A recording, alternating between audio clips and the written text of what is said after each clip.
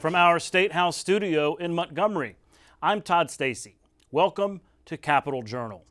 Leading the news this week is continued reaction to the horrific shooting that took place last Saturday in downtown Montgomery. The capital city is still reeling over the mass shooting at a downtown block party that took place after the Tuskegee-Morehouse rivalry game at Crampton Bowl and the Alabama State homecoming game on its campus. 2 people were killed in the shooting, 43-year-old Shalonda Williams and 17-year-old Jeremiah Morris. 12 others were injured in the attack. Randy Scott has been following the investigation and has more on that story. You know, we had thousands of people in Montgomery over this weekend at multiple events enjoying themselves. All of that changed in an instant. A handful of reckless individuals changed things not only for the victims but for themselves and for this community. A skirmish breaks out, shots are fired, nearly a dozen people are wounded, but 2 people lose their lives. The investigation by the Montgomery Police Department reveals those victims to be 17-year-old Jeremiah Morris and 43-year-old Shalonda Williams. I think that's important that the city show its true strength and resilience during times like this, when you have times of adversity, and we're seeing that whether it's informal or formal outreach from so many people in this community. In a press conference, Mayor Stephen Reed is joined by Police Chief Jim Grayboys and members of the City Council to bring people up to speed on the investigation. We were proud that we had the coverage that we had with officers within 50 feet of this incident and the way that they responded. The men and women of the Montgomery Police Department are to be commended for not only what they did and springing in action at that moment, but what they have done since then, just through gumshoe police work. And I'll say this now to the criminals involved in this: all of us are coming for you. We will not rest, we will not relent until we get you. We are coming. In the aftermath of the tragic shooting in downtown Montgomery, many have asked the question, who will take the lead in the investigation? Would it be state leaders who have members from Montgomery who live here serving for the legislature? Or will it be the governor's administration taking the point? Or could it be someone from out of state taking the lead in this case? Chief Grayboys says thanks to a network of law enforcement agencies, the investigation is yielding a lot of information and tips. Standing with us is the Montgomery County Sheriff's Office, the Montgomery District Attorney's Office, the Alabama Attorney General's Office, the U.S. Attorney's Office, the Bureau of Alcohol, Tobacco, and Firearms, the Federal Bureau of Investigation, the U.S. Marshals Service, the Alabama Law Enforcement Agency, Alabama Fusion Center, and Central Alabama Crime Stoppers. City leaders say the investigation is a methodical process, one they will take careful steps to get everything right. Now, I know from all of the evidence and all of the factors that I've seen that we are every hour 1 hour closer to holding the perpetrators accountable.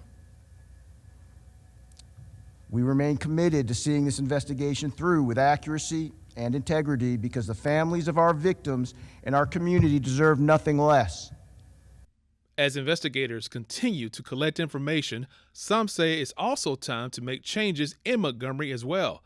Items such as curfews.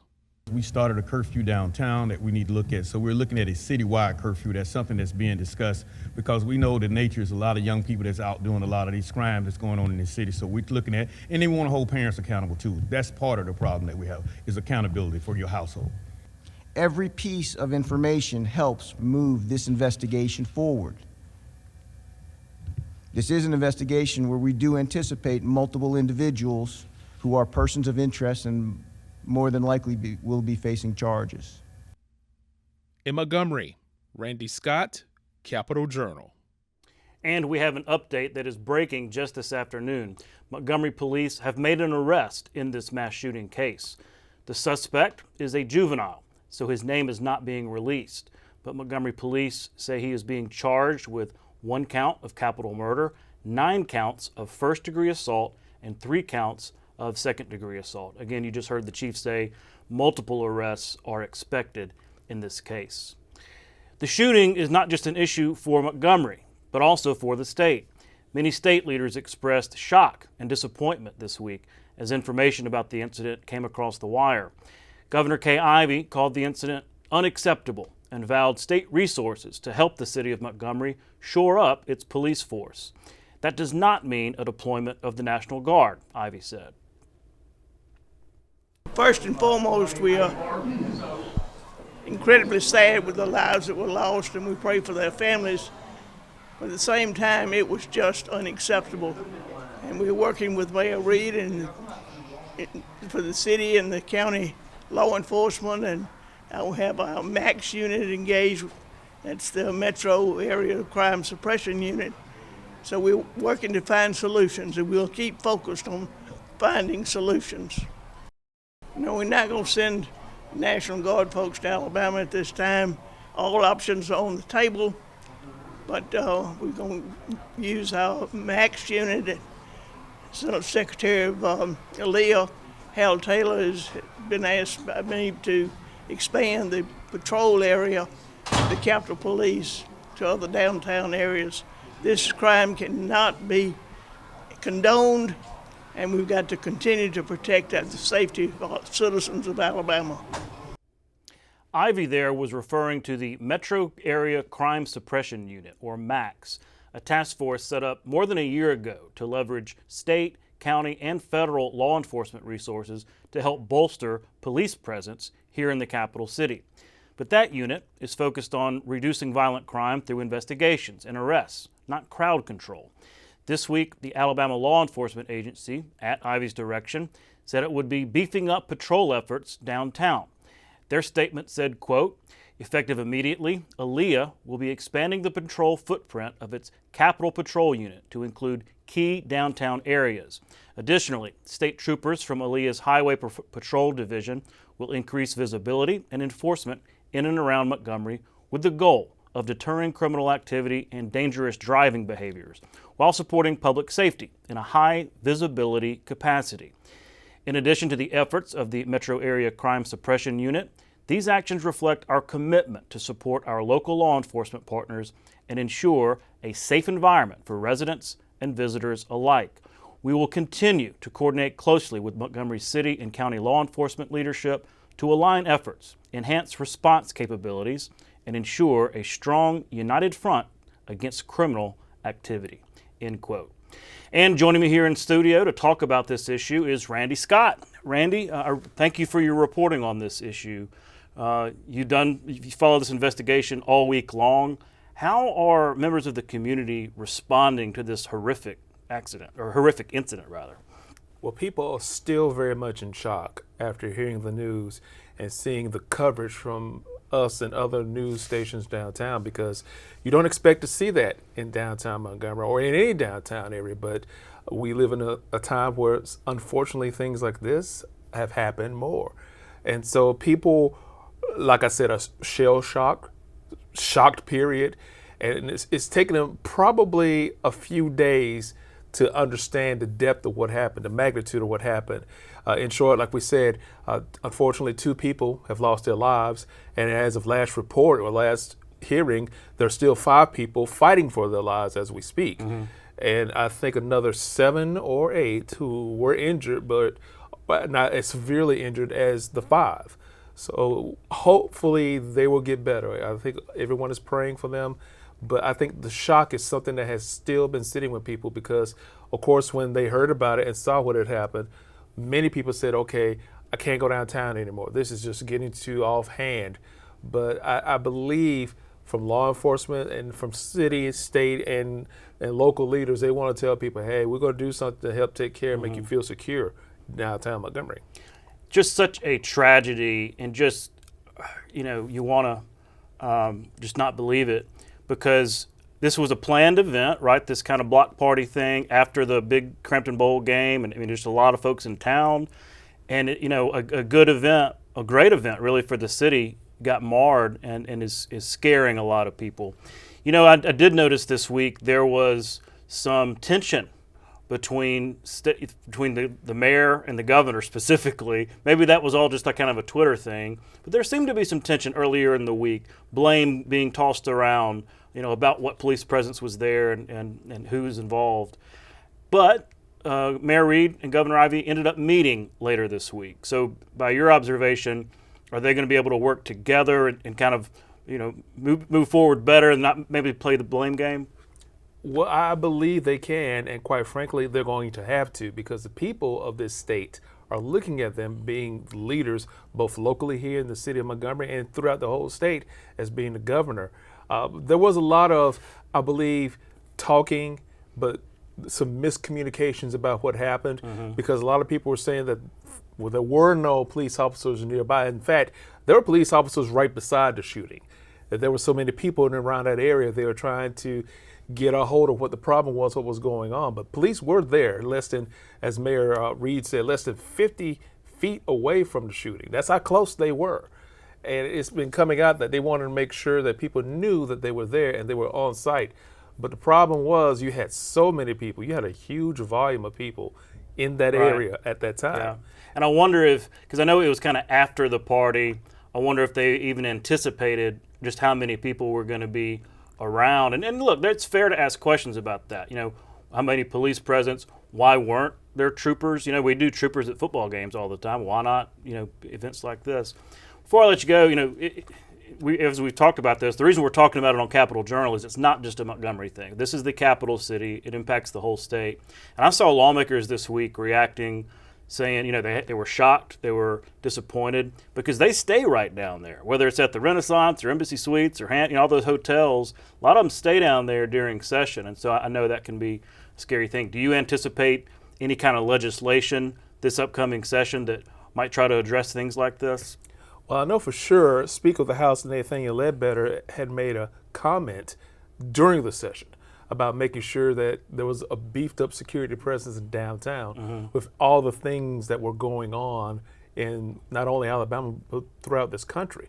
So they want to make sure it's beefed up. I will say this, we know that Aaliyah has been having troopers in downtown proper going on a few years now. Now, I'm not sure if that means they're going to bring more troopers in. Sounds like it, yeah. Yeah, it sounds like it. But troopers are here, and they do have a footprint, and they do patrol, and they are very visible. You can't not help but to see them. Yeah, you see that Smokey the Bandit or Smokey the Bear hat, and that means business. Yes, it does, and they are serious about doing their job. So add them to the quotient, and you still can have to add other officials from Aaliyah and officers from Aaliyah around to do their job as well too, and the police and the sheriff's deputies. Yeah, it takes them all. Well, Randy, thank you for your reporting on this story. You're welcome. This week, the Alabama Department of Veterans Affairs celebrated its 80th anniversary. The department was founded in 1945 as World War II was coming to a close. State leaders, department staff, and local veterans gathered for a special birthday celebration here in the capital city. The Alabama Department of Veterans Affairs has served Alabama's military heroes with unwavering dedication for 80 years. And without question, its veteran service officers form the backbone of its vital mission. These are the men and women who ensure that those who wore the uniform receive the care, benefits, and respect that they deserve. One thing that hasn't changed in 80 years is our core mission. Our core mission is to ensure our veterans and families get their benefits and services from both the state and federal government. So we continue to do that today with our veteran service officers out throughout the state and our counties. They are our primary workforce, and that's primarily what they do. Of course, we also have our veterans homes. We have the GI Dependent Scholarship Program, as well as our cemetery down in Spanish Fort, Alabama. Got big plans for the future.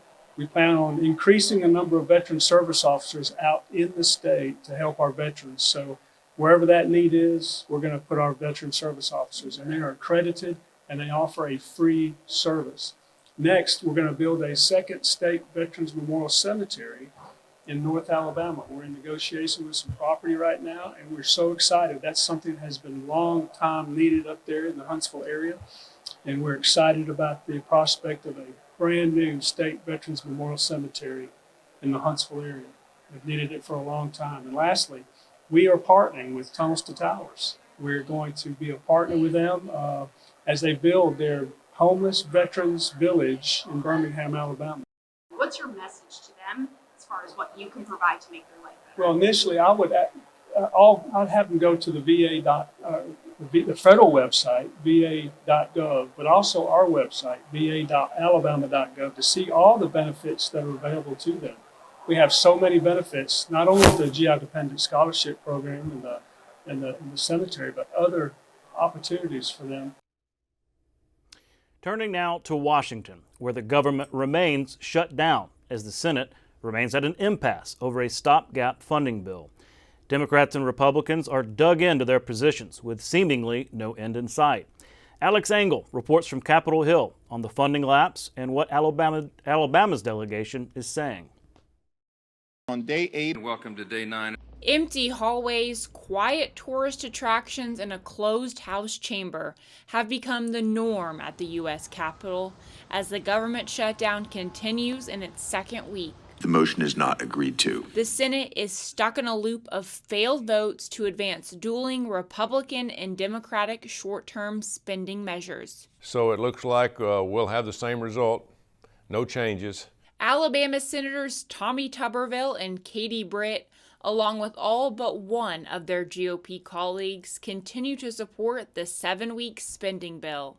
But not enough Democrats have crossed lines to reach the 60-vote threshold. Chuck Schumer and his party seem to forget that they're here working for the American people. Democrats are demanding an extension of the Affordable Care Act tax credits. The subsidies are set to expire at the end of the year, which could raise premiums for Alabamians. We urge our Republican colleagues to join us in a serious negotiation to reopen the government and extend ACA premiums. House members have been in their districts for most of the shutdown. The chamber has not voted since September 19th. Congressman Robert Adderholt says for the House, it's currently a wait-and-see game. Right now, there's nothing that's on the table that we have to vote for. And so we are just sort of in a holding pattern waiting on the Senate. Adderholt says the shutdown is also stalling progress on the 12 full-year spending bills. And his thinking on the expiring tax credits is twofold. These subsidies were put in place because of COVID. Obviously, we're not dealing with COVID right now. On the other hand, though, I realize that healthcare costs are very difficult for families. And so I need to make sure that those subsidies would not be going to someone that's here illegally. Undocumented immigrants are not eligible for coverage through the ACA marketplace, according to healthcare.gov. The pressure on lawmakers is expected to only intensify next week as service members miss their first paychecks during the shutdown. The Senate returns to Washington on Tuesday to resume work, but the House currently has no plans to be back in D.C. at this time. Reporting on Capitol Hill, Alex Engel, Capitol Journal. Thank you, Alex. We'll be right back with this week's guests. Stay with us. You can watch past episodes of Capitol Journal online anytime at Alabama Public Television's website, aptv.org. Click on the Online Video tab on the main page. You can also connect with Capitol Journal and link to past episodes on Capitol Journal's Facebook page. Rosa Parks is one of the most enduring symbols of the American civil rights era of the mid-20th century. She was active in the Montgomery chapter of the NAACP, serving as its field secretary. Although she was not the first Black woman in Montgomery to be arrested for doing so, her 1955 arrest for violating the segregation ordinance by refusing to give up her bus seat to a white man triggered a 382-day boycott of Montgomery city buses and prompted a challenge of the ordinance's constitutionality in federal court. In December 1956, after the U.S. Supreme Court affirmed a district court ruling against segregation, Parks took a symbolic victory ride near the front of a city bus. Parks continued to work for civil rights causes throughout her life and was awarded the nation's highest honors for her role in the movement. My son's name is Nathan. Nathan is a welder. He enjoys it, loves it. So my plan is that he would graduate from private high school and go on to Auburn University, which is where everyone on his dad's side of the family goes to college. It's very obvious now that I have the ability to step back. He does much better hands-on learning. Nathan had taken a tour at a local career technical school and was very interested in the welding program. My initial reaction about a career technical school was probably the farthest from the truth. You know, I was projecting my thoughts onto him and my expectations onto him, and it really took a lot of mom maturity to step back and just step up and be there for him. After high school, Nathan found a welding job very quickly. I would say within 3 weeks of graduation, he was working for a local contractor. I remember having a conversation with my own mother, and she said, "Is there really any money in welding? What exactly do welders do?" So as a 19-year-old, he's making $47 an hour. Right. So I thought I was raising a CEO, and as it turned out, I was raising a welder. Who knew? Nathan knew.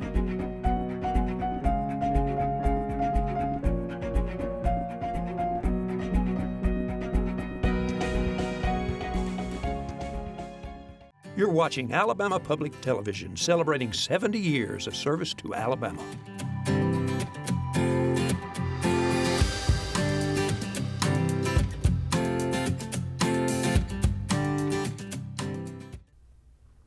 Welcome back to Capitol Journal.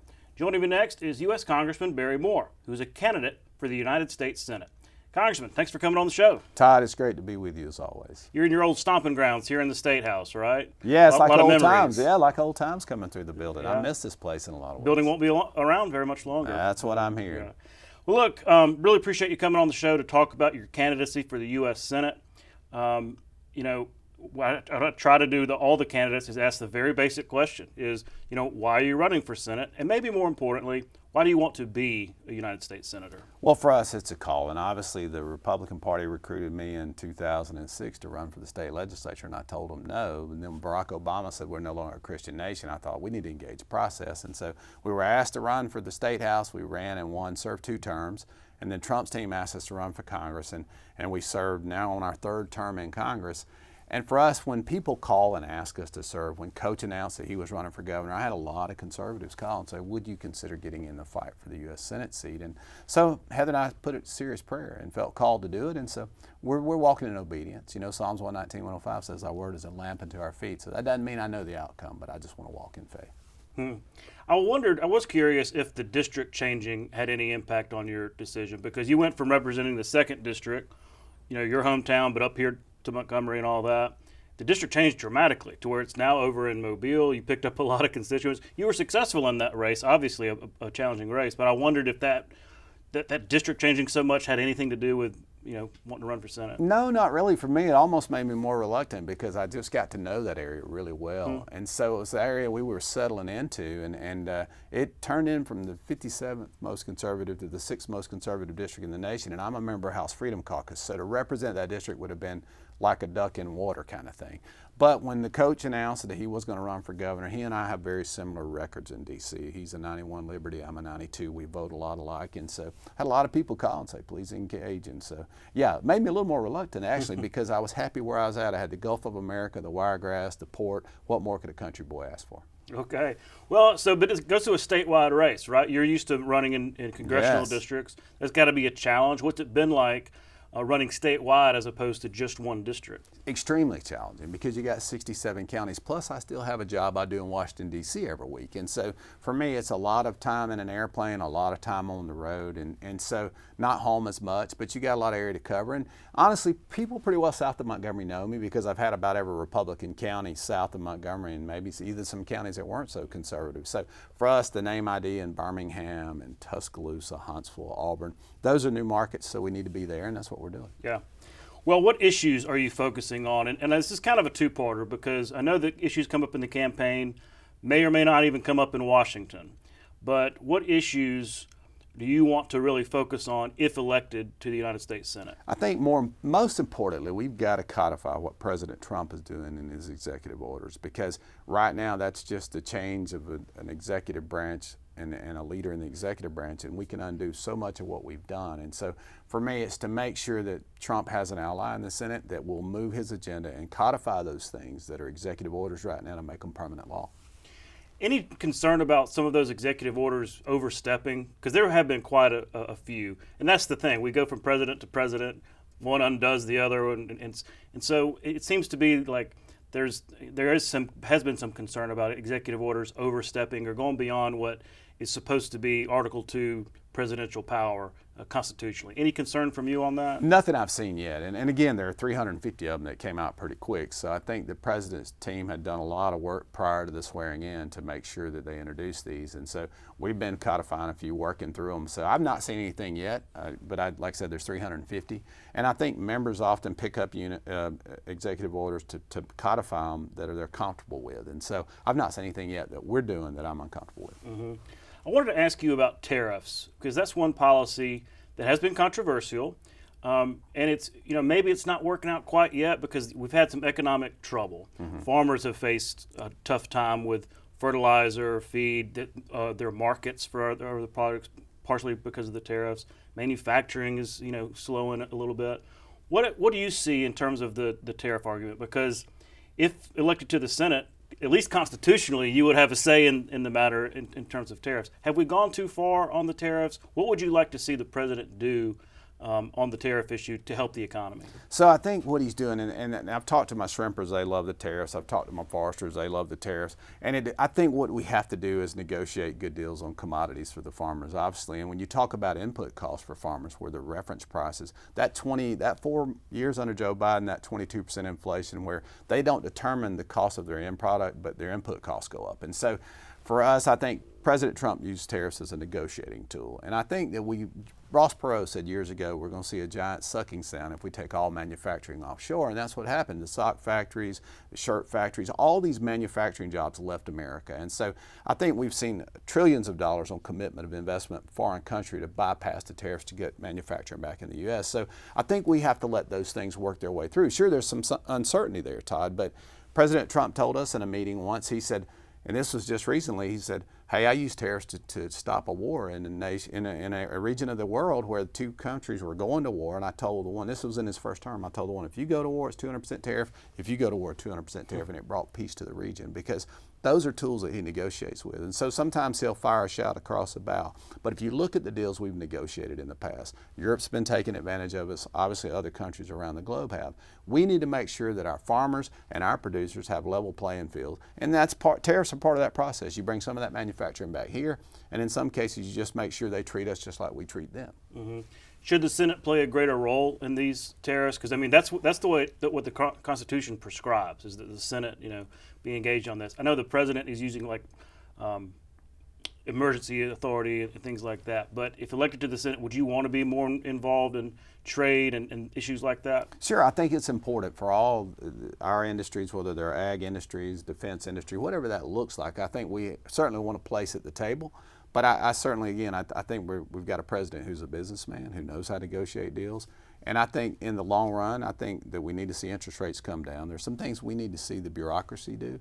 But I think President Trump, where we're in the Senate, we can step up and help negotiate those deals and understand and explain industry in Alabama. Because as a senator, your primary job is to represent the state, where as a House member, you represent the people. And so certainly Alabama wants to be at the table when we're talking about these deals. And I think bringing Spacecom back wasn't part of tariffs, but it was part of us working together as a delegation to say, hey, we're best suited for this, and Alabama wins when we do that. Mm-hmm. Well, speaking of that, there are different types of lawmakers, right? Especially in the Senate. There are, I'm thinking back to the years of, Jeff Sessions and Richard Shelby spent 20 years together in the Senate. Very different in terms of, appropriator versus more budget hawk. What kind of senator do you envision yourself being? More on the messaging side, more on the down and dirty in the weeds kind of side? What do you envision when you see yourself in the United States Senate? Well, like I said, I think Coach and I are very similar if you look at our voting records. And for me, certainly not two senators or anything alike usually from states. You saw that with Mitchell and Rand Paul. I mean, totally different senators. But I think they can complement each other. And often, I think there's certain committees that certain senators do well on. And for us, certainly where it comes to Homeland Security, border, I've been on Judiciary Committee in the House. I've been on Ag Committee. There are things that Coach does that we serve on similar areas. And I think that I'll be the guy that is certainly accessible. I think for us, if you look at the Democracy Awards, our congressional office was #1 workplace environment in Washington, D.C. We come #2 in the nation in accessibility. So we just want to make sure we serve the people, we're accessible, but also that we come to the table with a voting record that says, hey, we're a conservative, but we've been able to get bills to law. With Joe Biden even signed one of my bills as veterans, for veterans. And so I've been able to work across the aisle and get some things done. And so for me, I think as a senator, you just keep being accessible to the people, but you also want to place at the table when it comes time to, whether it's tariffs or negotiating what a defense industry into Alabama, whatever that looks like, I think that Coach and I are very similar in those roles. Okay. Well, look, I want to get you to put your Congress hat back on for a second here, because we've got a lot to talk about in terms of what's going on in D.C. You're here in the state right now because the House is out of session. Mm-hmm. After y'all passed the CR, you kind of did your job, I guess you'd say, and are waiting on the Senate. Votes aren't there in the Senate. So the House is out. You're waiting on the Senate. Do you see, based on your communication with the Speaker and others in leadership there, do you see any end in sight to this government shutdown? Yeah, I'm cautiously optimistic that some of the Democrats, they're starting to come our way. I think that even the media is not covering for them as much as they were. MSNBC, CNN have even called out Hakeem, and certainly some of the faces of the Democratic Party saying, wait a minute, you're saying this isn't health care for illegals, but in fact it is. We passed a clean CR. Can you explain that? Because that argument has been thrown around quite a bit. Yeah. So we went in the big beautiful bill, we said if you're not a U.S. citizen, you don't need to be drawing Medicaid. And so on page 57, Schumer and them's trying to say you're not required to be a citizen to be in their agreement to open up and get the Dems to vote. They want to put those folks right back on. And so we're just not willing to do that, because they want $1.5 trillion basically to open the government for 6 weeks. And in everything we've done with President Trump and the big beautiful bill, some reconciliation things, they're just wanting to strip all that out and go back to business as usual. And this is a CR that the Dems voted for. I mean, in May they passed this very same CR, and it's spending levels that Joe Biden, something we're not even happy about. Right. But we're like, we want to do the appropriations process, and it was bipartisan to go pass the CR so we can work on the approach process. And so that's really how business needs to be done in D.C. But Schumer's willing to shut down the federal government just to use the American people as leverage. When he voted for this months ago, just to get a Christmas wish list with $1.5 trillion in spending and them tell us how they're going to spend the money. We're just not willing to do that. Mm-hmm. So I get that the Medicaid thing is off the table. One big debate point is ACA tax credits, right? These are expiring at the end of the year. It's estimated that it's really going to cost some folks, including here in Alabama. What I've heard the president say and Senate Republicans say is that no negotiation on that as part of the shutdown agreement, right? But he's open to conversations after. Do you foresee those ACA credits being renewed or extended or something to avoid increased health care costs? Yeah, I don't know yet. I mean, because like I said, that has nothing to do with this. They're trying to scare the American people, saying the Republicans are shutting the government down because they don't want to take care of your tax credits for health care. But that's another issue that expires at the end of the year. We just want the government open back up, and then we'll negotiate. But we're not going to allow them to use the American people and shutting down the federal government as leverage to try to get some other policies in place, whether that's health care for illegals or tax credits for American citizens. And so that will be another issue at a separate time, but we can't let them just begin to, we're in charge, we have the majority, we've done what we're supposed to do, they need to come to the table. Mm-hmm.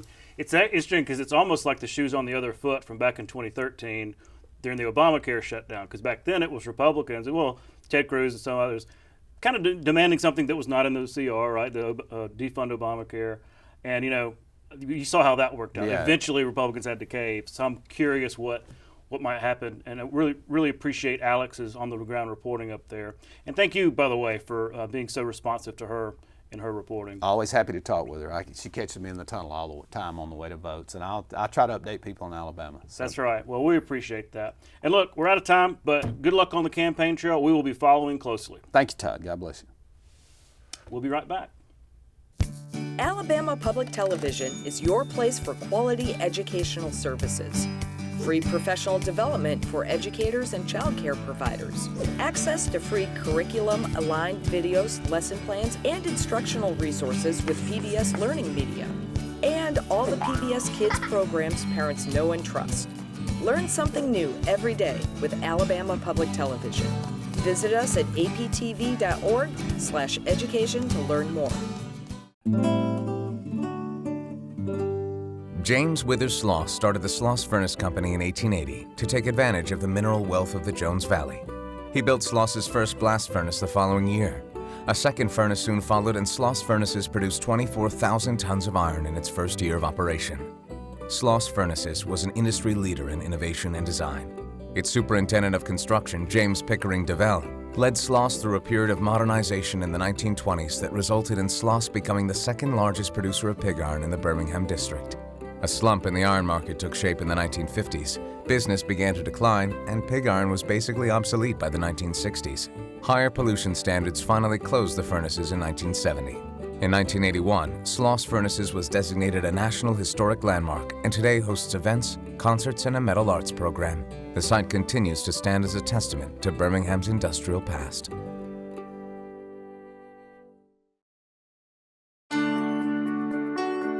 My name is Jacoby Telefero. I'm a welder here at Austin. I work on the EPF, the Expeditionary Fast Transport. It's like a pickup truck used to transfer sellers and other equipment. The way I got this job, I met a recruiter at Austin. I met him my 10th grade year. We went through the summer internship. It was a 6-week program. Entering my 12th grade year, when I came back during the pre-apprentice program, I went to school and I came to Austin around 1 to 5 every day. They paid me to come learn about what I love to do every day. You had to be on time every day. You had to show up and be accounted for every day. After I finished, I had to go through another interview, and they actually offered me a job. I'm happy to be a part of this Austin team now. I could build a career out of this and build a living and take care of the people I love. But now I have a passion for it. I love getting up, coming to work every day. I love welding every day, and I wouldn't change it for nothing in the world. Welcome back to Capital Journal. Joining me next is Dr. Karen Anderson, Director of the Office of Math Improvement at the Alabama State Department of Education. Dr. Anderson, thanks for coming on the show. Thank you so much for having me. Well, I've been looking forward to this because I've told you off air, I feel like we spent so much time talking about literacy, and for good reason. You know, lots of strides made with the Literacy Act back in 2019, but numeracy was also put into law. The Numeracy Act passed in 2021. A whole different kind of ball game when it comes to that. You've been charged with leading this effort of really improving the way instruction is done, implementing this law. And it's kind of the first of its kind in the whole country, isn't it? Is that correct? It is. That is absolutely the case. The Alabama Numeracy Act encompasses so much. It's instruction, it's coaching, it's on the post-secondary level. There's a whole accountability piece. There are task forces that help make sure that our schools and our students have the best high-quality instructional materials available. It's a very comprehensive piece of legislation that has now become law. Right, and I know it must be a challenge to implement something like this. It was, just conceptually, I remember when they were debating and passing it, everybody was excited, but it's one thing to pass a law. It's another thing to actually be in charge of implementing it. So what's that process been like? You've had to build a team. Y'all are kind of spread out in different regions. What's it been like to try to implement this? Yes. Just so grateful to Dr. Mackey for his vision for math improvement. The law, the way it's written, just states that there must be support offered to schools across the state. There are 11 in-service regions that are each heralded by a college or a university, and there are 11 of them. And so I must have at least 11 individuals on the team. They're called regional coordinators. Mm-hmm. And where there's more need, where there are schools that have greater need, then I'm allowed to increase the staff in that area. So I have been blessed and fortunate to have a dynamic group of individuals working on this team. And as we began to implement the law, we really started with studying the law, just really pulling it out, looking to see what it entails, and then creating initial professional learning opportunities. So I went on the road a good bit across the state, just letting school administrators, district leaders, superintendents know this is what's written in the law, these are the expectations, this is how you could be identified for support. And by the way, every school that has students in grades K through 5 will be slated to receive an allocation for a building-based math coach. So it's been really exciting. It's been a lot of tough work, but here we are a few years in and we're still moving forward. I've heard a lot about math coaches. You just mentioned that. What does a math coach do? I'm just trying to think, like, does that mean coaching teachers? Does that mean coaching students? Is it a combination? What is a day in the life of a math coach? Very interesting. So the law actually is very explicit about what math coaches do. There are a list of 20 expectations for math coaches, just to be sure that they are coaching and nothing else. They're not allowed to be administrators if the principal is out of the building. They're not allowed to be a technology director or a substitute teacher. Their job is to completely equip teachers, not to work with students. I like sports more than most people, and I like to think of coaches as not those that are trying to fix teachers, but they're just trying to help them be the best that they can be. I cannot think of an elite athlete that does not have a coach. Right. So these teachers are to be coached just to help them get to their next level of performance, just to help make them better. So a coach might be modeling a lesson for a teacher. A coach might be working with a small group of teachers, just helping them to plan. A coach might... Well, yeah, I mean, I'm thinking of, you know, you said not working with students. I get that. Right. So teachers, they've gone to college, they've been prepared and everything, but all of us need updates. All of us need to kind of continue that education. Absolutely, absolutely. Thank you. Those coaches might provide some professional learning. There are 20 very explicit duties and responsibilities that coach is to undertake, and one of those, really clearly, is to work with the actual principal of the school and the assistant principal to make sure that the principal, first of all, has a plan and a vision for what they want math improvement to look like in their school, and to share information with the coach as to how to get there. The coach is not evaluative in any means. They're not going to tell on the teacher, and their job is not to go to the principal and say, oh, this teacher is not doing X, Y, or Z, but just really to provide areas of support. So for example, if we're looking at our school data and we find that the entire third grade of students, there are not as proficient as they could be in one particular area, then the coach would pull those individual standards from the course of study, and let's take them all one by one, and then individually work with teachers in what are called coaching cycles. So they'll start off by identifying a standard that they would like to work on and a series of lessons you would use to teach that standard, and they do a pre-test for the students. Let's just see where the students are now. And presumably they're not doing really well because you haven't taught them yet. So then the coach would sit down and make sure that I, as a teacher, really understood the standard, and then provide me with some instructional strategies. What are some ways that I could teach this standard? So for example, I want to be sure that I'm giving clear objectives, that I'm assessing my students and adjusting my instruction if they're not understanding. That coach again might model or co-teach along with me. So after all of this support has been given by the coach, then the teacher would provide instruction and then give a post-test. And then we would see the growth that the students are making as a result of that one-on-one support with the teacher. So that's really what a coach might do. You mentioned colleges and universities. Obviously that is the training ground for our teachers, so important. Talk about their role in the Numeracy Act and your efforts in terms of, I mean, there's a new crop of teachers coming out every year from college, right? Talk about y'all's coordination.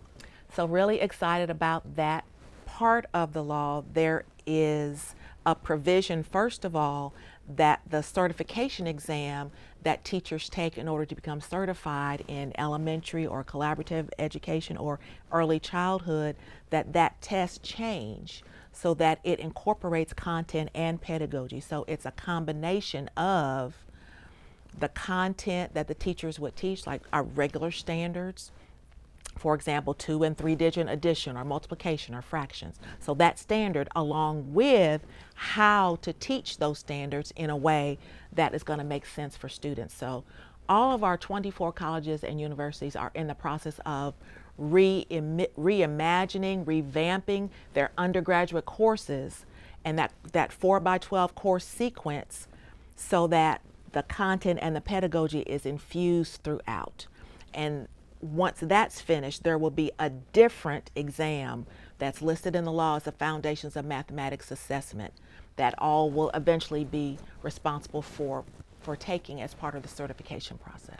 That seems so important because with all the different colleges and universities, it seems very important that they be on the same page in terms of what teachers need in order to be successful in the classroom. And I'm sure they want that too. They want to understand what's needed, the latest strategies, to how to teach. You got to teach them how to teach, right? Absolutely, and they have been wonderful partners.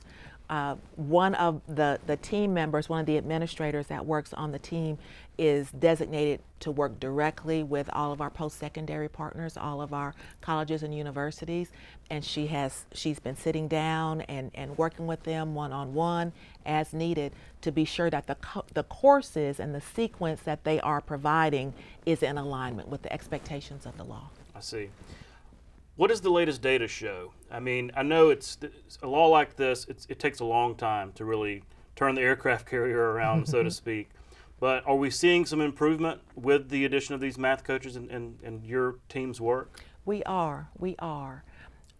I've spoken to principals across the state, and they have a real solid grasp on literacy. They really feel as they're on a great path for literacy, and they're learning that path, what that looks like for math, and they're finding that when they're paying attention, when they're intentional with the strategies that are laid out by the law, that progress is made. And so there are approximately 840 schools across the state that provide instruction for students in grades K through 5. And the bottom 25% of those schools, that's the number that the Office of Mathematics Improvement is responsible for. And let's see, 77% of the limited support schools and 88% of the full support schools have all made progress. So that's been really, really exciting.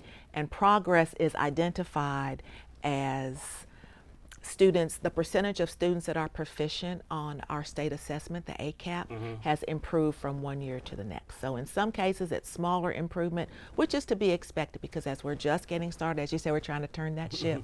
It can take a while, but we're seeing some improvement from small gains to really substantial gains for schools that are making those changes and putting structures in place and implementing according to the law.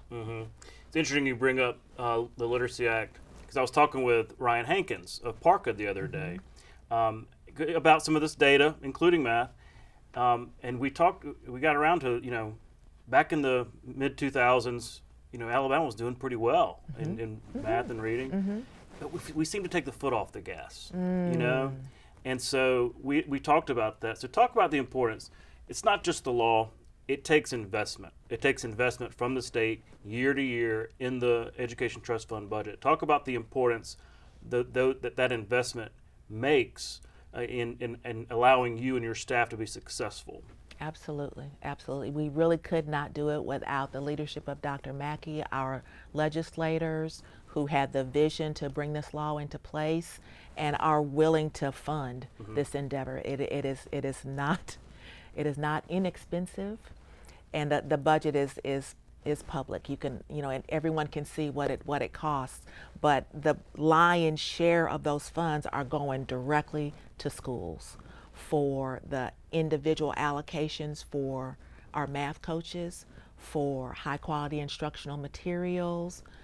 It takes an investment, and I'm just so glad to be in a state where we're willing to come together as a State Department, as legislators, to partner to make this happen. And I cannot take all the credit for our office. I'm blessed and fortunate to have a fantastic team of individuals from across the state, but other sections of the State Department, the Alabama Math Science Technology Initiative, AMSTI, they're responsible for training the coaches. We work with the Office of Student Learning, and that office, we're working with ARI because a lot of our schools that need support in math are also needing support in reading. So we're partnering with them so that a plan for that meets one set of expectations really supports them all. So it doesn't seem like as a principal I'm having to do different things for different organizations. You can streamline a little bit. Yes, streamline a little bit. The Office of School Improvement is doing marvelous work with our schools, and the multi-tiered system of support, the section in instructional services at the State Department. They have been wonderful partners. So there are a number of sections that really we're wrapping our arms around these schools and setting our expectations high, but providing the support that they need to implement and make the improvement that we're seeing, and we're really grateful. From what I understand, it's become a model for other states. That's kind of fun. Whenever Alabama is on the forefront of something like this, again, first of its kind in the nation, what are your colleagues in other states? What kind of questions do they ask about our law and what our efforts are here in the state? It's very interesting that other states are incorporating parts of the Numeracy Act, and that's why I'm always amazed at how comprehensive it is. There's some states that ask, well, how are you getting the coaching piece done? What does that look like? And others are looking at the instructional piece. Well, what are those evidence-based practices? What do they look like? And we're just beginning to have conversations on the post-secondary level. There's an article that was recently published in the Association for Mathematics Teachers Association, I'm not going to get that right, AMTEA, but they are talking about the different examples of how they're had to redefine their curriculum so that they're providing the best possible preparation for our newest teachers. So we're not having as many conversations yet around the post-secondary side, but lots of conversations about instruction, about tiered instruction, how to intervene when students are having difficulty or where they demonstrate a deficiency, but definitely about the coaching side, lots of questions there. Well, congratulations on your success so far. I hope you'll keep us updated as we go along because, again, this is a relatively new law, but we want it to have a long life and want to see more results. So, Dr. Anderson, thanks again for coming on the show. Thank you for having me. We'll be right back. You can watch past episodes of Capitol Journal online anytime at Alabama Public Television's website, aptv.org. Click on the Online Video tab on the main page. You can also connect with Capitol Journal and link to past episodes on Capitol Journal's Facebook page. Ralph Shug Jordan coached the Auburn Tigers for 24 seasons from 1951 through 1975. With 176 wins, Coach Jordan led his alma mater to more wins than any other head football coach in Auburn's rich football history. He's a member of the College Football Hall of Fame. The 1950s were probably his best decade, with the Tigers winning the national championship in 1957. I'm Thomas Gossett, wide receiver on Coach Jordan's 1972 football team, nicknamed the Amazins. A major underdog entering the season, we finished with a 10-1 record, number 5 in the country, including the infamous Punt Bama Punt Iron Bowl victory. Coach always said that his 1972 team was one of his favorites. Coach Jordan remains one of the most highly respected personalities in the history of Auburn University, not only because of his success as a head football coach, but also because of his tireless devotion to the Auburn community.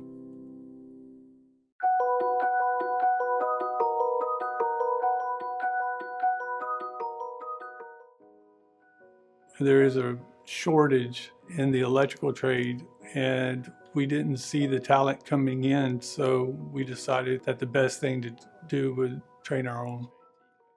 I'm Stephen Cooper, and I'm an electrical apprentice. I was in 8th grade. Electrical trade had my attention. Went to school every day, learned as much as I can, and then I had the opportunity to apply for this job. That's how I ended up here today. Stephen's a great kid, comes in your office first thing, smiling, shaking your hand. We started the apprenticeship program so that we would be able to train our own employees rather than hire from outside They're earning wages because they're actual employee that's working in the fields during the daytime and going to class at night. Steven's in his second year of apprenticeship. He's doing great. He's even serious in the classroom. He does what it takes in order to learn every aspect of the trade. Because I knew it will make an impact on my future.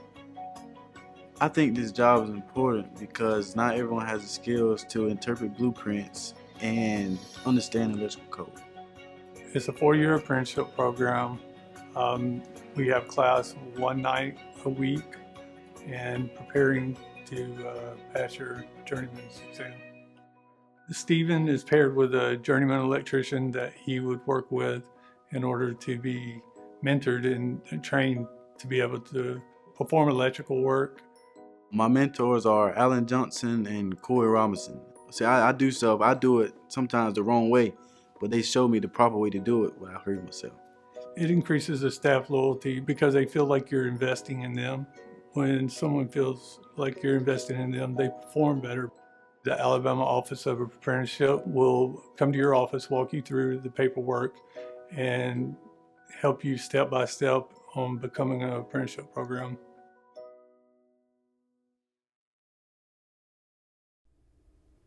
That's our show for this week. Thanks for watching.